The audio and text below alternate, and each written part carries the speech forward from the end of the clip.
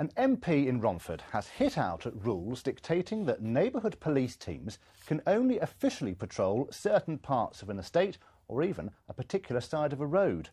Andrew Rosendale claims it's ridiculous that the beat of community support officers is defined by the streets they walk rather than the communities they serve. Nick Thatcher has the story. A busy road in the rain in Romford. Nothing unusual here, you might think, but this is where the boundaries begin and end for 3 separate police safer neighbourhood teams.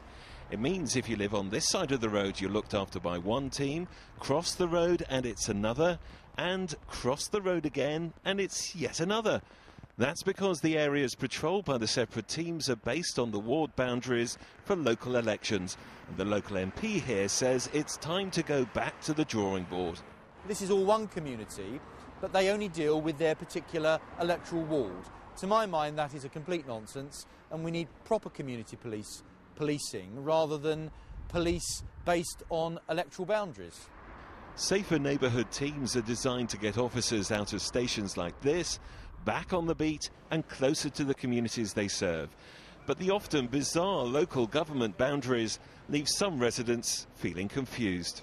It seems a great shame when you think that the police are there to provide a service for an area.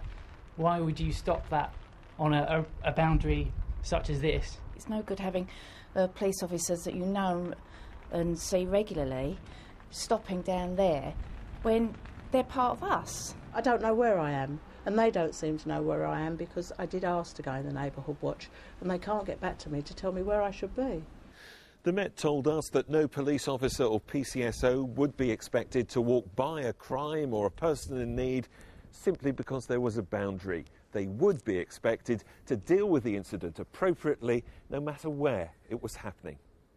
No one here is knocking the idea of local policing, it's just they want it to be based on communities where they live rather than the streets that make up a voting ward. Nick Thatcher, London Tonight, Romford. OK, it is 6 minutes past 6, still to come. You better go next door. I had. Thanks very much. Bye-bye. Why is our reporter Glenn Goodman between the sheets with not one, but 2 actresses? And then Manali will talk us through the Easter weather picture. Are we finally going to see a spell of dry weather? I'll have a full forecast later in the programme. OK, Chelsea manager Carlo Ancelotti may be one of the few football fans in this country who hasn't been too worried about Wayne Rooney's ankle. Tomorrow, the Blues take on Manchester United in what could be a crucial Premier League game at Old Trafford. And the absence of United's goal-scoring machine is certainly not unwelcome. But Signore Ancelotti is not taking anything for granted, as Lewis Vaughan-Jones reports. The run into the end of the season will be close. Chelsea just 1 point off the pace. Tomorrow they face top of the table Manchester United. Will be a very important game. We want to do our best. We have a possibility to do this because our moment now is good, really good. Wayne Rooney is hobbling off. This is a good moment to play Man United, and this is why. A worry for now. We think 2 to 3 weeks, no bone damage, no serious ligament damage, which obviously was good news for us. And the nation can stop praying. So a relief for England fans, he should be fine for the World Cup. But United's loss could be Chelsea's gain. The destiny after that game will be on the end of the winner of this game. Ancelotti says the title race won't be decided tomorrow, but whoever wins would be in the driving seat. This is how they celebrated the Premier League title 4 years ago.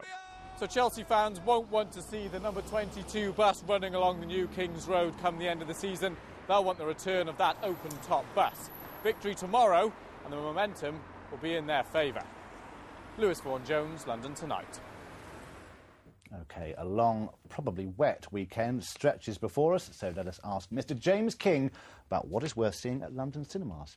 It is a very good weekend, actually. We'll start off with a classic tale, Clash of the Titans. Of course, the story about Perseus slaying the Minotaur, amongst other things. This time round, we've got Sam Worthington in it. We know him from Avatar.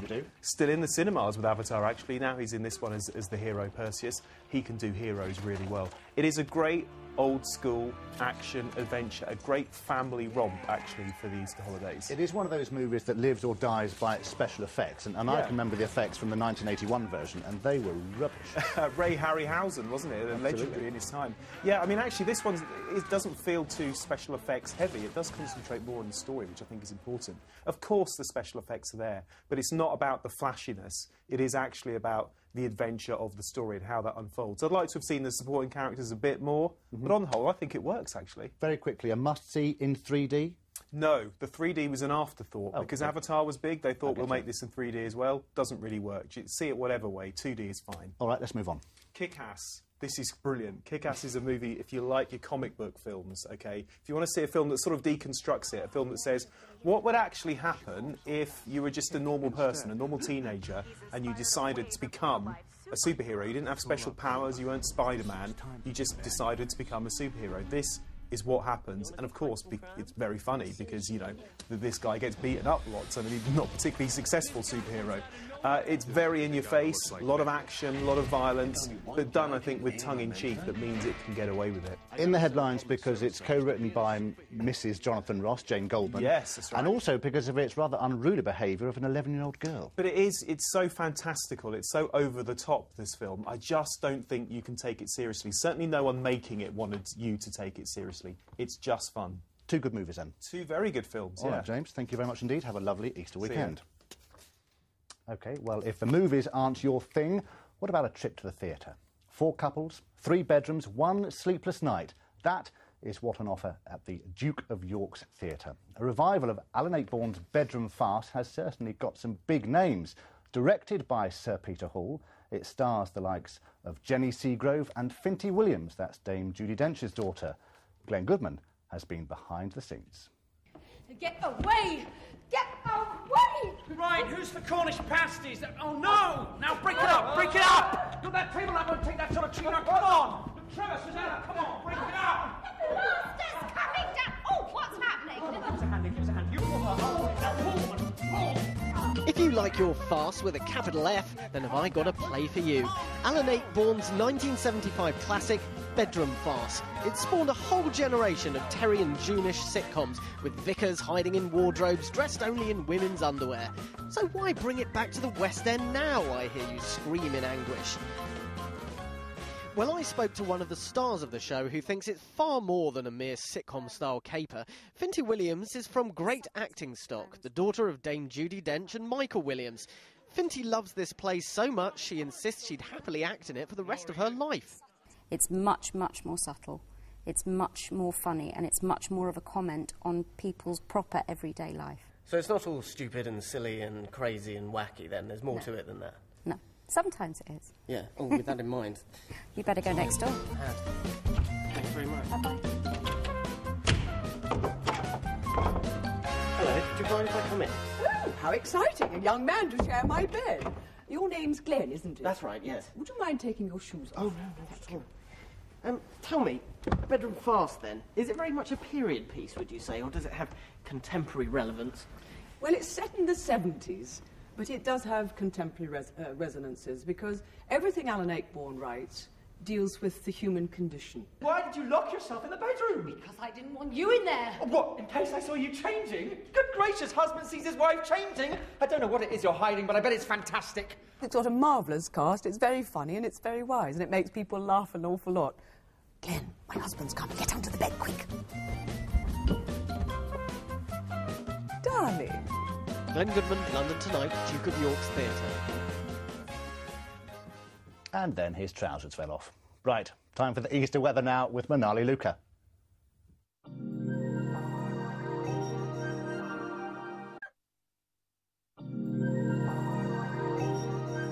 And that's it from the London team this Good Friday. We're back here on ITV1 at 5 to 4 tomorrow afternoon. But for now, from everyone here, goodbye.